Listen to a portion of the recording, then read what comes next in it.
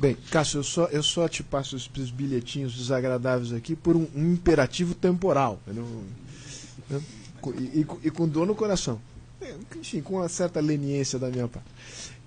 Como de hábito aqui, a gente vai circular o microfone, recolher 2, 3... Você pode esperar 2 minutinhos aqui, a gente faz isso no embalo da primeira rodada de perguntas, e depois ela volta aqui. Então, tem uma pessoa aqui, eu peço que as pessoas se identifiquem, você, Arno, e depois a perspectiva indiana, aí a bola volta para a mesa, a gente sucessivamente faz isso, respeitando o limite do cansaço dos palestrantes. Bom, meu nome é Francisco Ferraroli dos Santos, eu milito na indústria têxtil e queria agradecer, antes de mais nada, as magníficas exposições. A gente vem para aprender, e principalmente nessa indústria que treme ante essas ameaças, acho que é importantíssimo ouvir o que foi dito. A minha dúvida é a seguinte: nós falamos muito sobre as tendências do ponto de vista econômico. Nós estamos falando de 3 países, 3 subcontinentes, que têm regimes políticos muito diferentes e com situações sociais que podem se desdobrar a partir disso, né? Então eu queria ouvir algum comentário, alguma avaliação também sobre o que pode acontecer nos próximos anos em relação a essa questão político-social, e se isso vai ser um alavancador ou um destruidor das tendências econômicas e do desenvolvimento industrial que nós estamos analisando. Excelente. Então, agora, vamos deixar a perspectiva indiana para complemento dessa primeira rodada. O Arno, ali, de gravata vermelha. Isso é uma indicação de voto, Arno, não?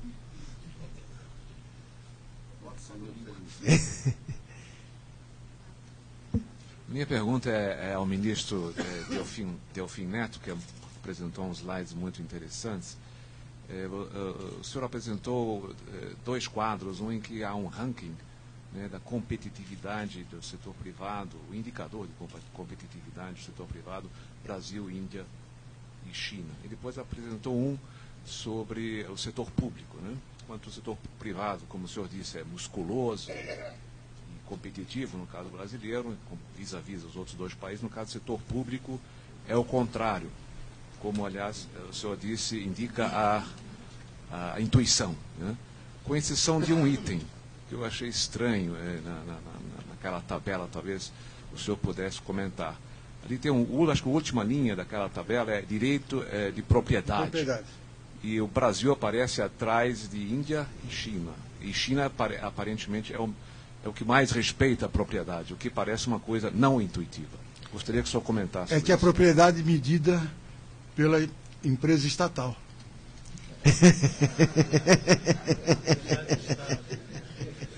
A empresa estatal diz que o Estado é muito seguro. A sua observação está perfeita. É o viés do entrevistado, né? Exatamente. Bom, agora uma perspectiva indiana, mas assim, in a nutshell. Assim. Ok. Sou Rakesh Vaidyanathan, sou secretário-geral da Câmara de Comércio Brasil-Índia. Também tenho uma consultoria no corredor BRICS. Então, gostei muito das palestras aqui. Eu sou um grande admirador do professor Delfim, mas eu vou contrariar um pouco com a perspectiva dele, né? De verdade, nós falamos sobre agricultura, manufatura e serviços, e falamos principalmente de concorrência entre Índia e Brasil. Vamos tomar a agricultura, com certeza. A Índia vai ter uma crise de agricultura muito maior do que a da China, porque aqueles dados mostrados eram de 94. Dados de 2009, a Índia já usou quase todo o terreno que tem, e água tem um problema precário grande, e, portanto, eu acho que a Índia vai depender bastante sobre importação. Mas a Índia ainda tem um grande problema de subemprego no setor agrícola, que isso está criando problemas políticos para o governo, e eles não vão abrir tão rapidamente. Então, tem esse trade-off que vai acontecer. Mas a inflação indiana agora perto de 13%, 14% de novo, principalmente por causa de alimentos. Então, na democracia, não pode segurar a inflação muito, senão você perde a eleição. Então, eles vão abrir mais. Mas deixe-me também pegar um gancho de aquele bug de milênio. Eu acredito que commodity exportação do lado da América Latina não é tão... Eu não tenho uma visão tão pessimista quanto a maioria do painel aqui. Primeiro, Buggy de Millennium é um excelente exemplo de como a Índia pegou um serviço de commodity, que é basicamente entrar nos Estados Unidos e trocar códigos. Quando tem 2000 tinha um problema grave, então tinha que trocar em lugar de 00, 2000, 2001, e começaram a agregar valor, né? Eu acredito que existe uma grande chance esses novos mercados asiáticos para o Brasil construir marcas, principalmente marcas de alimentos, né? Não existem marcas na Ásia, e não só na Ásia. Eu vejo o Brasil é o maior exportador de café para o primeiro mundo, mas não tem uma marca brasileira de café. Então, em lugar, se você analisasse a cadeia de valor de commodity de café, 30% do valor está captado no país produtor. 70% é embalagem, marca, distribuição. Então, o Brasil não está capturando esse grande valor de embalagem, criar marca, que pode gerar empregos no Brasil, não só na indústria de manufatura, mas também do lado dos serviços que poderiam apoiar commodities. Então, isso é a perspectiva sobre a agricultura. Segundo, então, processamento de alimentos pode gerar emprego na manufatura, enquanto você está exportando para a Ásia. Isso é uma oportunidade não capturada pelo Brasil, e não tem desculpa de falar apenas estamos exportando commodity. Segundo, do lado de manufatura, com certeza a Índia vai ser um grande desafio, né? Isso por causa de mão de obra barato e tem uma massa grande de trabalhadores.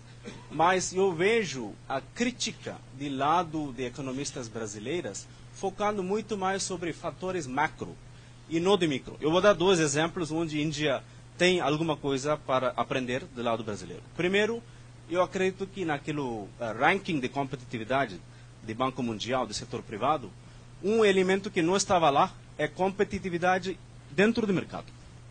Por exemplo, se você analisasse indústria por indústria no Brasil, market share das empresas, 2 ou 3 empresas controlam 80% a 90%. Então, quando o Brasil quer criar campeões globais, imediatamente a estratégia brasileira tem sido fundir empresas para criar escala, para ter superávit, para investir fora ou concorrer com o exterior. Mas, de verdade, isso diminui a concorrência interna. Se você analisasse setor por setor, em vários setores indianos, nenhuma empresa tem mais que 15%, 20%.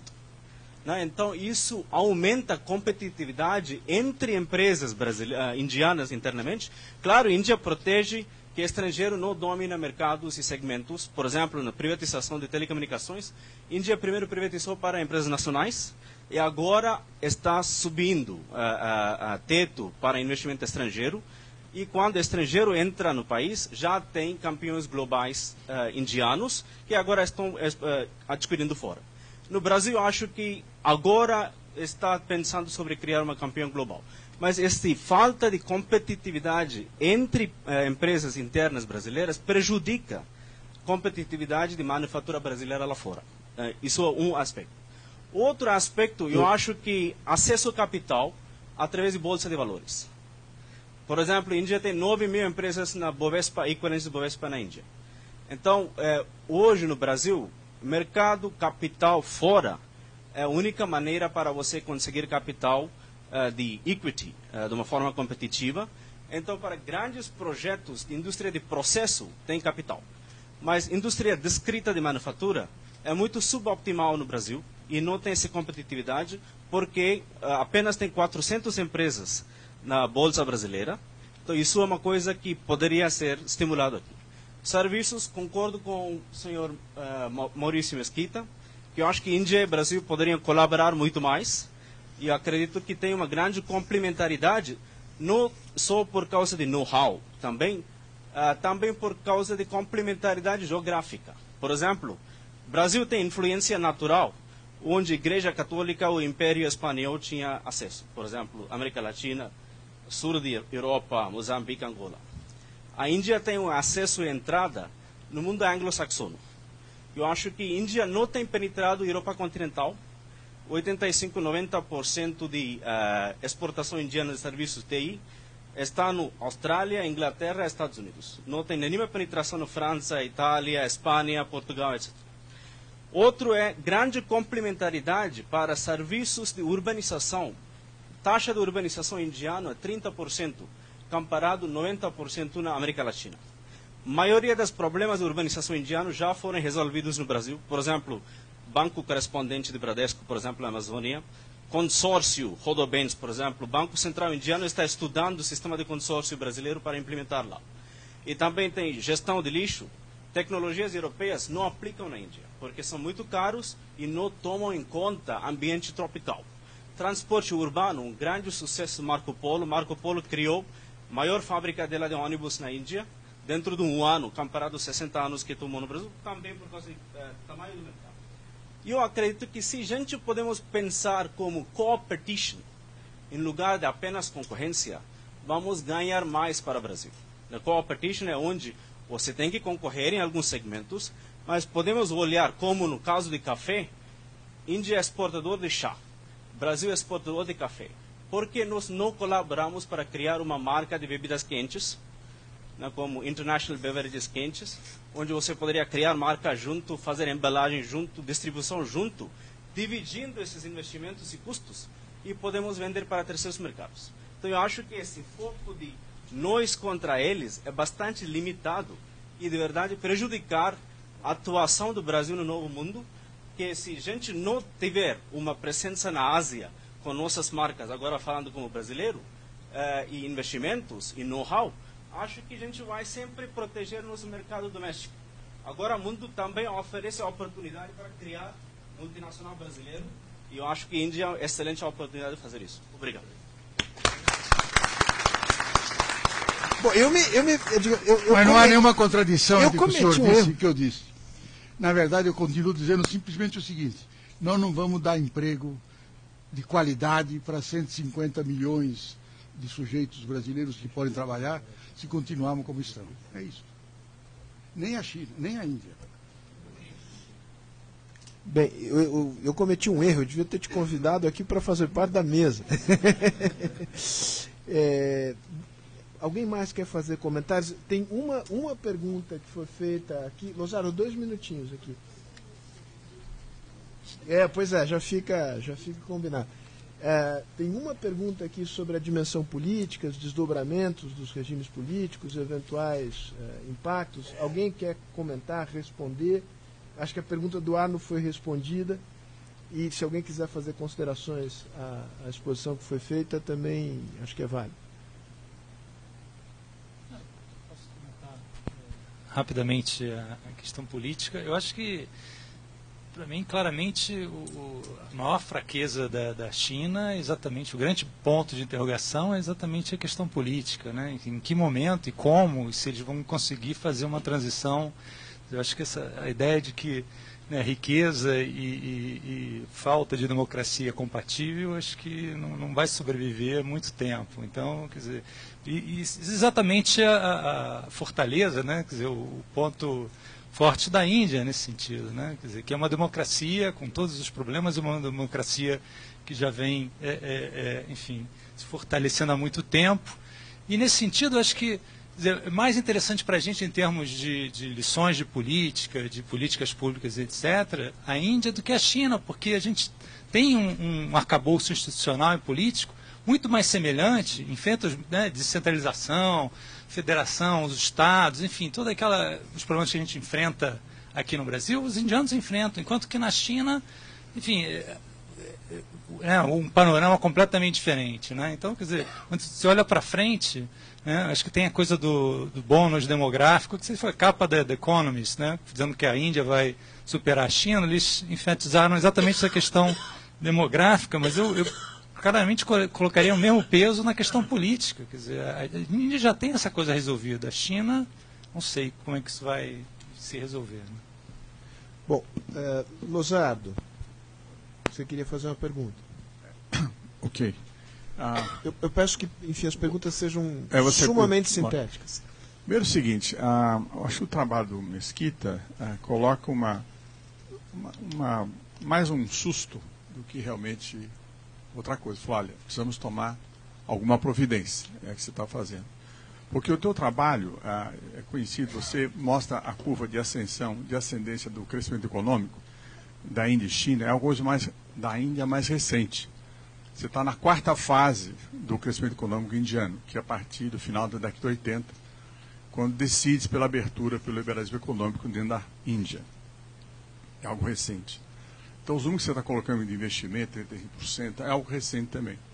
A Índia é um pouco mais longo, vem de mais longo de tempo. Eu acho que, pelo que eu andei estudando, não dá para comparar muito China e Índia. Você vai ficar comparando, não resolve muito. Porque é mais didática do que você possa aprender algo e colocar no seu Brasil, no nosso Brasil. Não dá. Agora, o que me chama a atenção, e acho que você concorda com isso, eu achava que nós fosse discutir isso, qual o sucesso da Índia recente no seu crescimento e também da China? É o seguinte, esses países, assim como todo o Pacífico Asiático, têm uma estratégia clara de abertura econômica. No discurso do Manmohan Singh, ele fez uma afirmação muito interessante. Nós não somos contra a globalização. Para falar isto, é para tirar para resumir a conversa. Nós queremos a globalização. Ele falou isso. A China, há muito tempo, já decidiu pela globalização. E nós? Então, acho que o professor Delfina vai se lembrar, pelo menos eu estava ao lado do nosso velho amigo Roberto Campos, quando um diretor da HP veio falar com o Roberto Campos o seguinte: Roberto, por que o Brasil não quer HP no Brasil? Por que o Brasil não quer HP? Qual o problema? Ele falou: olha, tem a lei da informática. E nós colocamos barreiras institucionais que dificultam o nosso desenvolvimento. Eu acho que o professor Delfinado colocou, eu queria um pouco a resposta de você, como sair desse determinismo de não sermos um país agrícola, mas ser um outro tipo de país. Esse é o desafio. E eu coloco para o senhor como fazer isso. Na verdade, eu pretendo ter dito, nós temos que mudar a nossa estratégia. Não vamos ter ilusão. Primeiro, esse negócio da abertura, eu acho que é evidente que é muito importante e que é fundamental. Quanto mais mercado você tem, muito melhor. Mas a abertura tem que ser uma coisa compatível com o teu desenvolvimento interno. É isso que não existe hoje. Hoje há uma contradição eficaz ou efetiva entre a construção de um verdadeiro mercado interno e essa abertura. E ela não vai ser superada simplesmente porque nós gostamos. Nós precisamos ter uma política para fazer isso.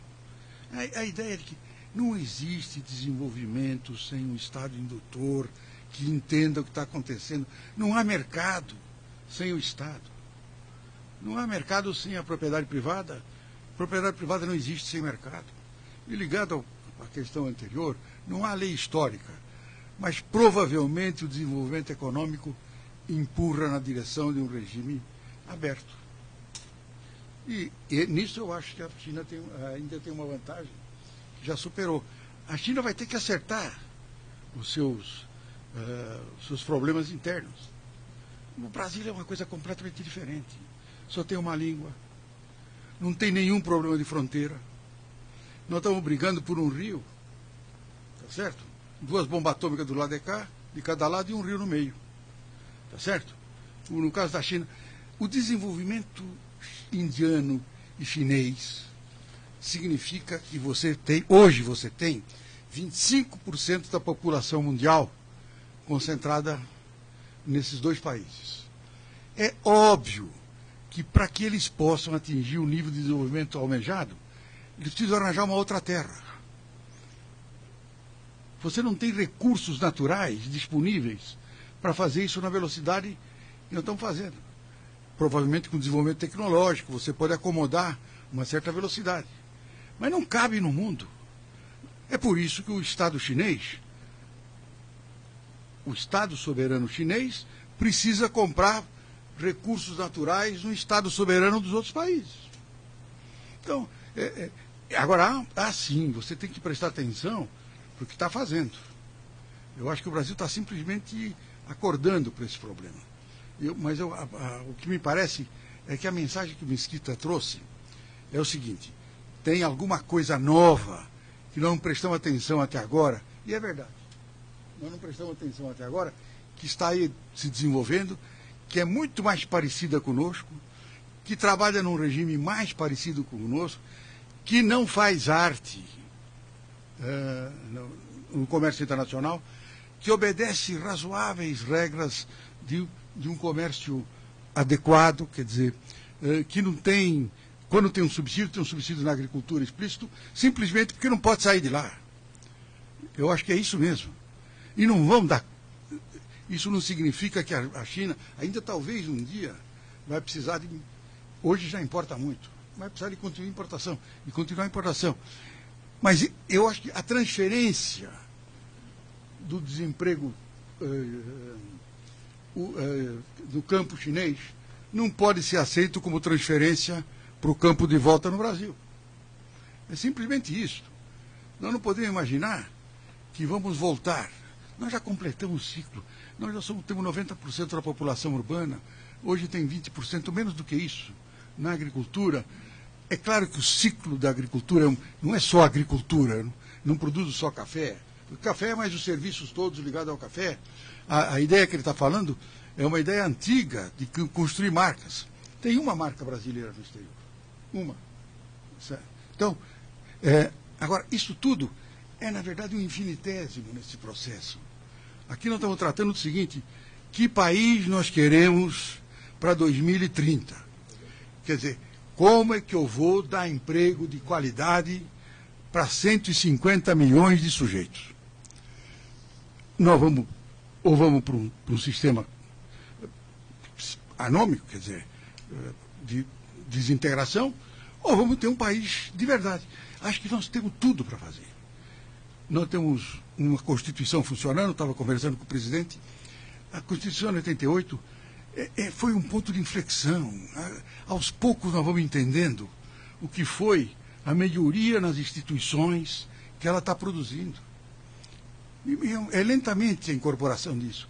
Temos grandes defeitos ainda, precisamos melhorar o sistema político, precisamos fazer uma porção de coisa. Mas tudo isso pode ser feito e será muito melhor feito se nós pensarmos como vamos dar emprego para essa gente que vem aí, emprego de qualidade. É só isso, não há nenhuma restrição ao comércio com a China. Pelo contrário, eu hoje estou convencido, nós fomos um pouco míopes. Nós podíamos ter entrado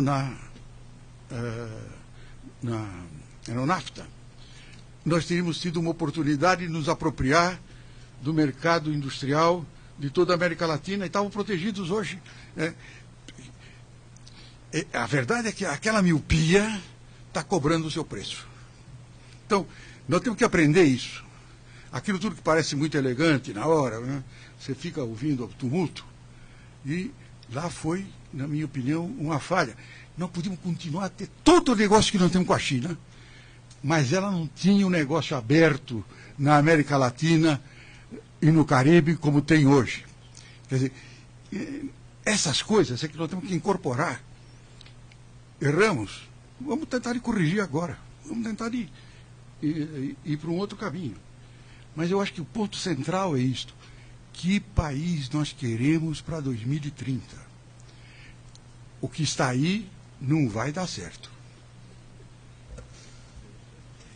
Bem, estamos com o tempo absolutamente esgotado. Presidente, o senhor queria fazer uso da palavra? Um rápido comentário. Presidente, eu concordo com o que eu ouvi aqui. Foi muito estimulante essa discussão hoje aqui, pelas suas ideias, por chamar a atenção sobre a China, mas e pela continuidade. O ponto que o Fim colocou é central. De que país nós queremos? Antigamente se fala de projeto de não sei o que lá, projeto de nação, mas o que? O que é isso? Eu acho que o Cássio avançou nessa. O Cássio avançou em alguns pontos que são importantes. Nós estamos preparando hoje um país daqui para 2030 que não foi discutido e que já está em marcha e que pode não dar certo. Eu acho que os exemplos dados sobre a questão do petróleo são absolutamente claros nessa matéria. Eu escrevi um artigo no Estado há algum tempo atrás sobre isso, dizendo, olha aqui, será que esse é o caminho? Mas não se pode nem levantar a questão porque foi ideologizada. Parece que você é contra o pré-sal. Não é isso, é como é que vai usar essa riqueza. E não perder nunca de vista os 150 milhões de empregos. E que isso vai ser rápido, que a transição demográfica está aí. É amanhã, e nós temos uma janela de oportunidade que acaba. Realmente isso é rápido. E nós não estamos funcionando com a velocidade compatível com o que está acontecendo. E esse nós é coletivo. Não estou dizendo que é o governo, é coletivo. Está faltando clareza e falta discussão. Eu acho que isso foi esse debate de hoje foi uma das primeiras discussões que eu vi, inclusive aqui, que aponta para o futuro. Quer dizer, aponta a dizer, vamos perguntar um pouquinho para nós mesmo, como é que nós vamos construir esse futuro? Tem a Índia, tem a China, mas não é só isso não. O Delfim mencionou uma coisa muito importante. Nós perdemos a oportunidade de ter um mercado cativo nosso. E isso não era nem possível de ser discutido, porque parecia que era traição aos interesses nacionais. Entregar o mundo. Ia acabar o mundo. Não havia liberdade, não há até hoje liberdade de espírito no Brasil, porque nós estamos vivendo com coisas completamente falsas. Como se é isso ou é aquilo. Privatiza ou não privatiza? Olha, que diabo. Fala grosso ou fala fino? Não é isso. É Estado ou é privado? Meu Deus, é os dois. Não tem dúvida nenhuma. Né? E tem que melhorar os dois. Né? O que foi dito aqui, o que é verdade, o setor privado avançou mais, porque foi obrigado a avançar, porque foi espremido. O setor público avançou muito menos, em muitos setores, mas avançou. A empresa pública melhorou, né? em termos de empresa de Estado. Agora, essas questões estão sendo resolvidas sem discussão. Tem uma outra que nem se discute. Nós estamos fazendo um tremendo rearmamento no Brasil. Tremendo. Com um custo enorme. Ninguém discute. É essa a opção nesse momento? Claro que o Brasil tem que se armar, mas é essa a opção? Quanto custa isso? Nós não estamos com estratégia. Isso nós é coletivo. Nós não estamos com estratégia clara. Eu acho que aqui hoje a mesa desenhou alguns elementos de uma estratégia que eu espero, Sérgio, que a gente possa continuar levando mais as nossas discussões para essa questão central. O que fazer nesses próximos anos para poder realmente manter o Brasil em condições de ser um país decente. Né? Vamos crescer a economia. Vai crescer. A Angola está crescendo a 20% ao ano. Vai lá. Vai lá para ver aquilo que você quer no futuro do Brasil. Essa é que é a questão. A questão não é de crescer o produto só, não. É como vai crescer esse produto. Né? E a durabilidade desse crescimento. E quais são as potencialidades, que as maneiras diferentes de você combinar os fatores para chegar a um resultado positivo implicam numa forma de sociedade de um jeito ou de outro. Isso é que eu acho que nós temos discutido. Mas eu só queria só cumprimentá-los, porque abriu aqui uma fresta boa. Muito bem, eu agradeço a todos, especialmente ao professor Delfim, ao professor Antônio Barros de Castro, ao Maurício por ter vindo, a casa sua, a casa de vocês. Vamos ver se a gente consegue repetir aqui esse tipo de discussão. Muito obrigado a todos.